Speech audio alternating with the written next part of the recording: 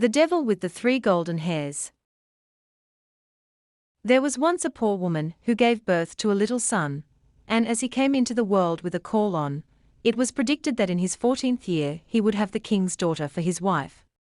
It happened that soon afterwards the king came into the village, and no one knew that he was the king, and when he asked the people what news there was, they answered, "A child has just been born with a caul on. Whatever anyone so born undertakes turns out well. It is prophesied, too, that in his 14th year he will have the king's daughter for his wife." The king, who had a bad heart, and was angry about the prophecy, went to the parents, and seeming quite friendly, said, "You poor people, let me have your child, and I will take care of it." At first they refused, but when the stranger offered them a large amount of gold for it, and they thought, "It is a luck child, and everything must turn out well for it," they at last consented, and gave him the child. The king put it in a box and rode away with it until he came to a deep piece of water. Then he threw the box into it and thought, "I have freed my daughter from her unlooked-for suitor." The box, however, did not sink, but floated like a boat, and not a drop of water made its way into it. And it floated to within 2 miles of the king's chief city, where there was a mill, and it came to a standstill at the mill dam. A miller's boy, who by good luck was standing there, noticed it and pulled it out with a hook, thinking that he had found a great treasure, but when he opened it there lay a pretty boy inside, quite fresh and lively. He took him to the miller and his wife, and as they had no children they were glad, and said, "God has given him to us." They took great care of the foundling, and he grew up in all goodness. It happened that once in a storm, the king went into the mill, and he asked the millfolk if the tall youth was their son. "No," answered they. "He's a foundling. 14 years ago he floated down to the mill dam in a box, and the mill boy pulled him out of the water." Then the king knew that it was none other than the luck child, which he had thrown into the water, and he said, "My good people, could not the youth take a letter to the queen? I will give him 2 gold pieces as a reward." "Just as the king commands," answered they, and they told the boy to hold himself in readiness. Then the king wrote a letter to the queen, wherein he said, "As soon as the boy arrives with this letter, let him be killed and buried, and all must be done before I come home." The boy set out with this letter, but he lost his way, and in the evening came to a large forest. In the darkness he saw a small light. He went towards it and reached a cottage. When he went in, an old woman was sitting by the fire quite alone. She started when she saw the boy, and said, "Whence do you come, and whither are you going?" "I come from the mill," he answered, "and wish to go to the queen, to whom I am taking a letter, but as I have lost my way in the forest I should like to stay here overnight." "You poor boy," said the woman, "you have come into a den of thieves, and when they come home they will kill you." "Let them come," said the boy. "I am not afraid, but I am so tired that I cannot go any farther." And he stretched himself upon a bench and fell asleep. Soon afterwards the robbers came, and angrily asked what strange boy was lying there. "Ah," said the old woman, "it is an innocent child who has lost himself in the forest, and out of pity I have let him come in. He has to take a letter to the queen." The robbers opened the letter and read it, and in it was written that the boy as soon as he arrived should be put to death. Then the hard-hearted robbers felt pity, and their leader tore up the letter and wrote another, saying that as soon as the boy came, he should be married at once to the king's daughter. Then they let him lie quietly on the bench until the next morning, and when he awoke they gave him the letter, and showed him the right way. And the queen, when she had received the letter and read it, did as was written in it, and had a splendid wedding feast prepared, and the king's daughter was married to the luck child, and as the youth was handsome and agreeable she lived with him in joy and contentment. After some time the king returned to his palace, and saw that the prophecy was fulfilled, and the luck child married to his daughter. "How has that come to pass?" said he. "I gave quite another order in my letter." So the queen gave him the letter, and said that he might see for himself what was written in it. The king read the letter and saw quite well that it had been exchanged for the other. He asked the youth what had become of the letter entrusted to him, and why he had brought another instead of it.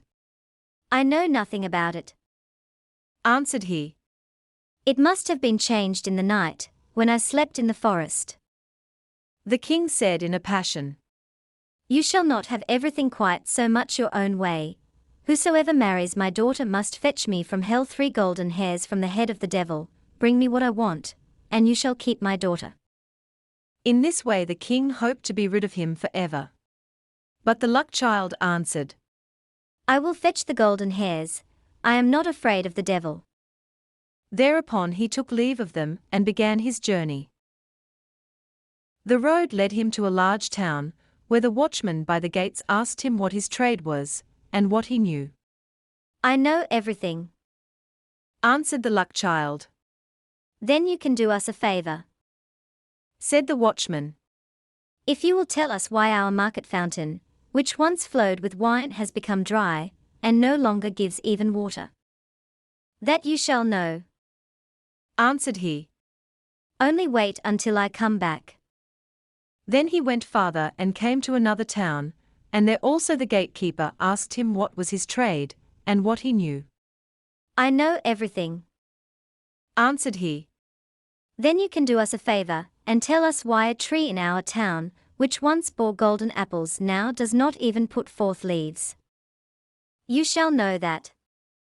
Answered he. Only wait until I come back. Then he went on and came to a wide river over which he must go. The ferryman asked him what his trade was, and what he knew. I know everything. Answered he.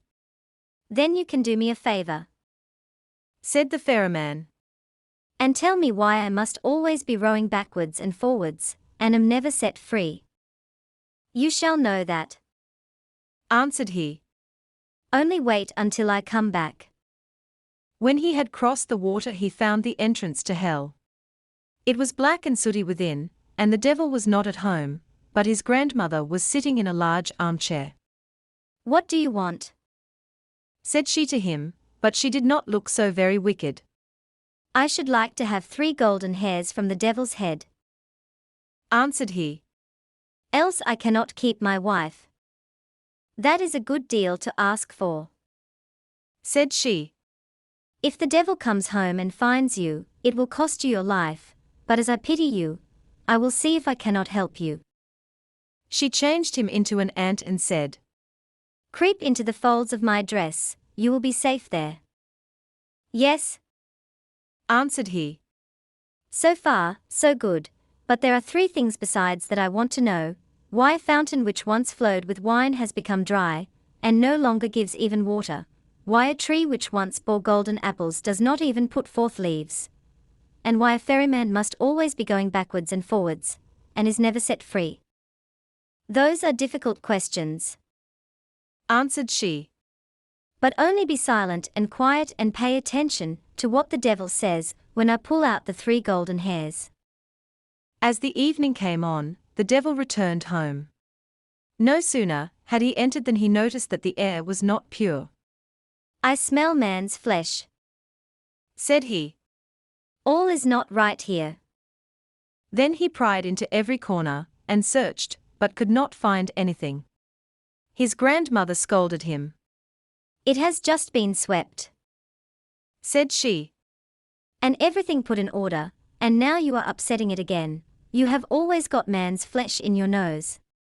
Sit down and eat your supper. When he had eaten and drunk he was tired, and laid his head in his grandmother's lap, and before long he was fast asleep, snoring and breathing heavily. Then the old woman took hold of a golden hair, pulled it out, and laid it down near her. Oh! Cried the devil. What are you doing? I have had a bad dream. Answered the grandmother. So I seized hold of your hair. What did you dream then? Said the devil. I dreamed that a fountain in a marketplace from which wine once flowed was dried up, and not even water would flow out of it. What is the cause of it? Oh ho! If they did but know it. Answered the devil. There is a toad sitting under a stone in the well. If they killed it, the wine would flow again. He went to sleep again and snored until the windows shook. Then she pulled the second hair out. Ha! What are you doing? Cried the devil angrily. Do not take it ill. Said she. I did it in a dream. What have you dreamt this time? Asked he. I dreamt that in a certain kingdom there stood an apple tree, which had once borne golden apples, but now would not even bear leaves. What, think you, was the reason? Oh! If they did but know. Answered the devil. A mouse is gnawing at the root. If they killed this they would have golden apples again, but if it gnaws much longer the tree will wither altogether.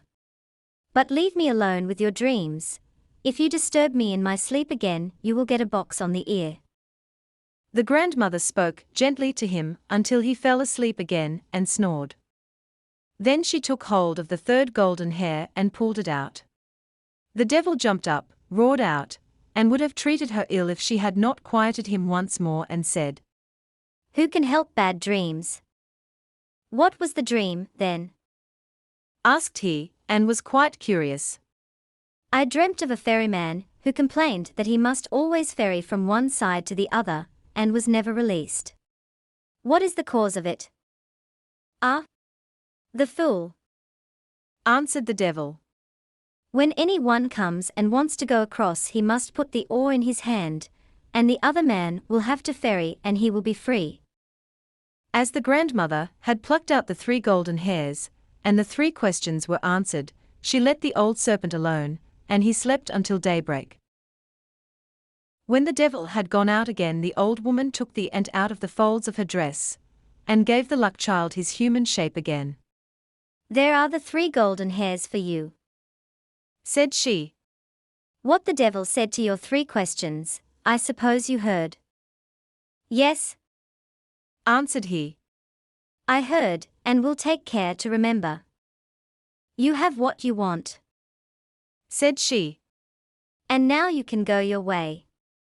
He thanked the old woman for helping him in his need, and left hell well content that everything had turned out so fortunately.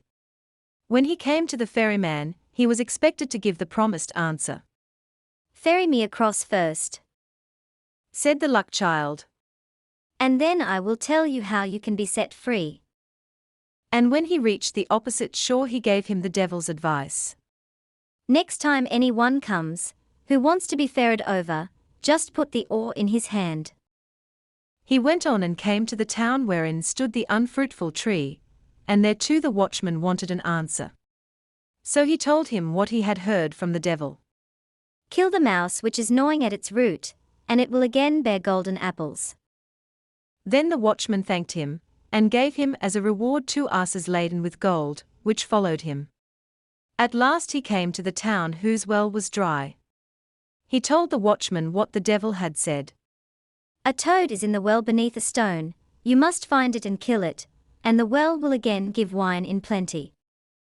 The watchman thanked him, and also gave him 2 asses laden with gold.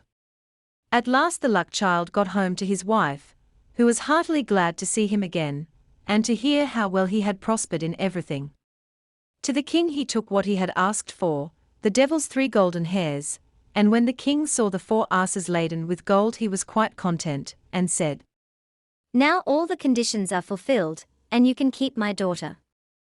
But tell me, dear son-in-law, where did all that gold come from? This is tremendous wealth. I was rowed across a river. Answered he. And got it there, it lies on the shore instead of sand. Can I too fetch some of it? Said the king, and he was quite eager about it. As much as you like. Answered he. There is a ferryman on the river, let him ferry you over, and you can fill your sacks on the other side. The greedy king set out in all haste, and when he came to the river he beckoned to the ferryman to put him across. The ferryman came and bade him get in, and when they got to the other shore he put the oar in his hand and sprang out. But from this time forth the king had to ferry, as a punishment for his sins. Perhaps he is ferrying still. If he is, it is because no one has taken the oar from him.